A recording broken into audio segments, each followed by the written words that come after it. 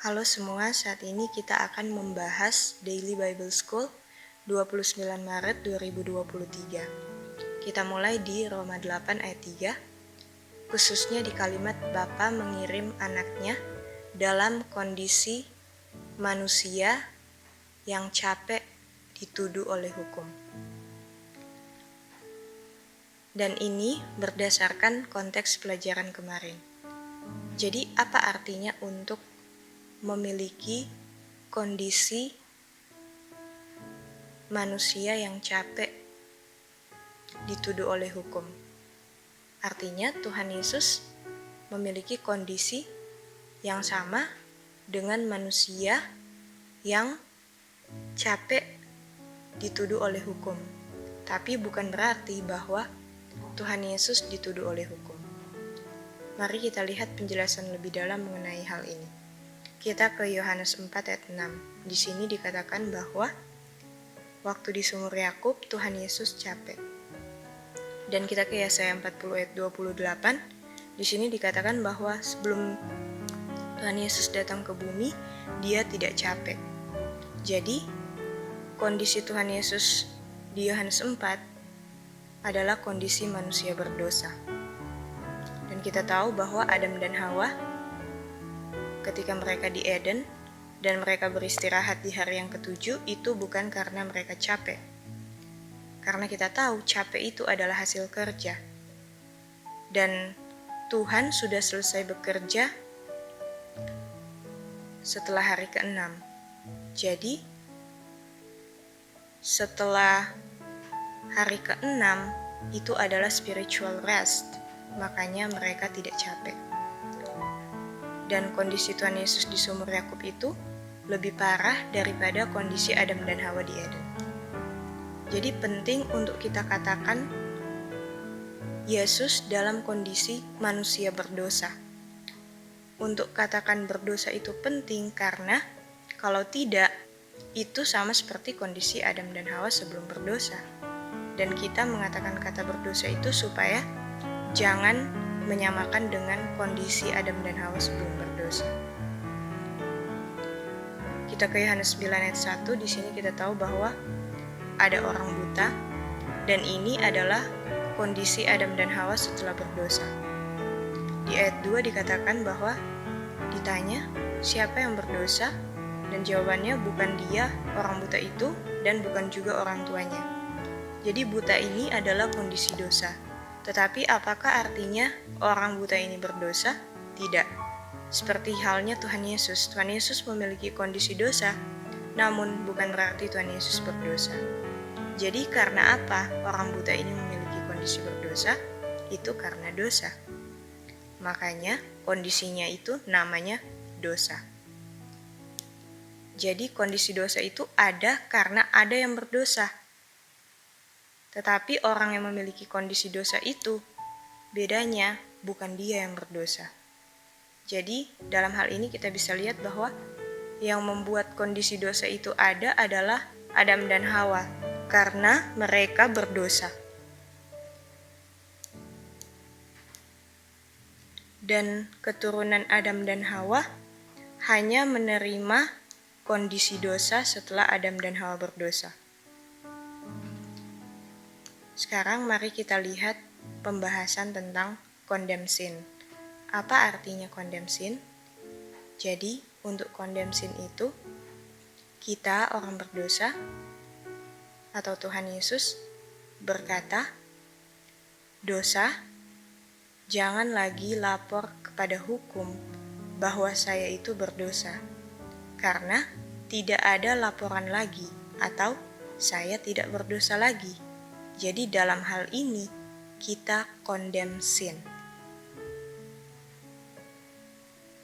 Kita kembali lagi ke pembahasan mengenai Tuhan Yesus dikirim dalam kondisi manusia yang capek dituduh oleh hukum. Jadi waktu Tuhan Yesus condemn sin in the flesh, dia melakukannya itu dalam kondisi dosa. Artinya, kondisi dosa bukan berarti ada dosa yang berdiam di dalam flesh. Jadi sinful flesh bukan berarti ada sin in the flesh, dan itu benarnya hanya untuk Tuhan Yesus. Kenapa demikian? Karena semua orang waktu lahir tidak ada yang berdosa. Jadi sin in the flesh ini masuk setelah lahir.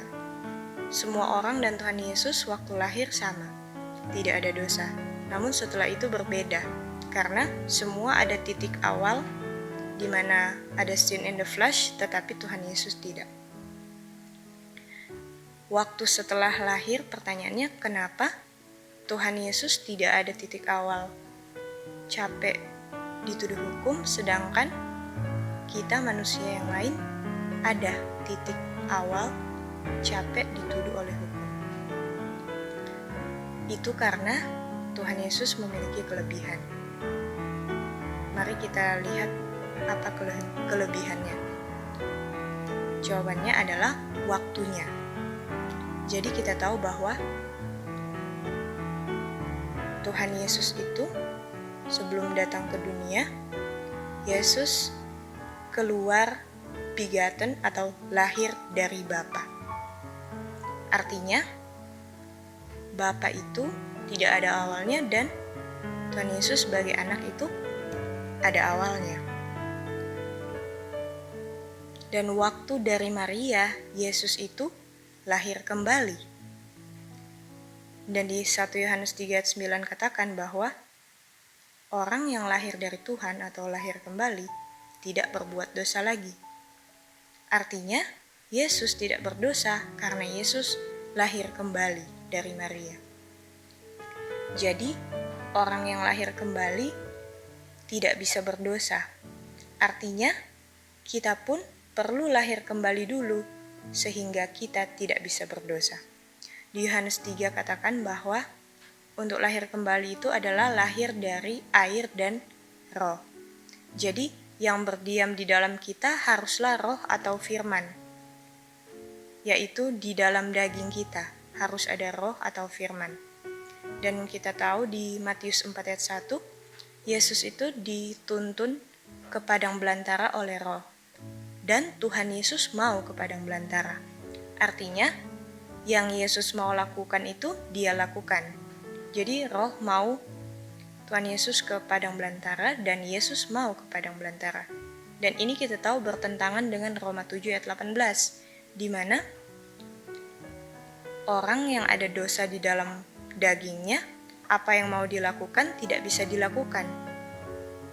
Namun, jikalau orang yang di dalam dagingnya ada roh, apa yang mau dia lakukan bisa dia lakukan. Jadi kesimpulannya kita pun bisa kalau kita mau, namun bedanya adalah waktunya.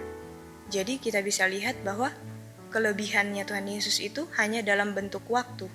Dan di waktu yang tertentu pun kita bisa juga untuk tidak berdosa karena sudah dilahirkan kembali.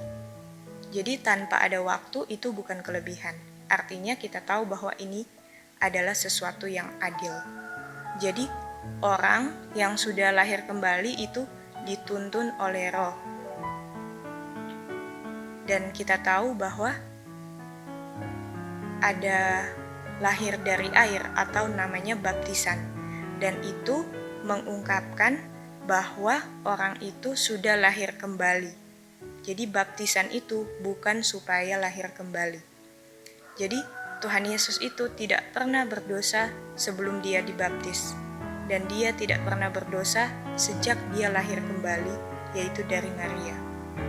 Artinya, baptisan itu menunjukkan bahwa dia sudah lahir kembali.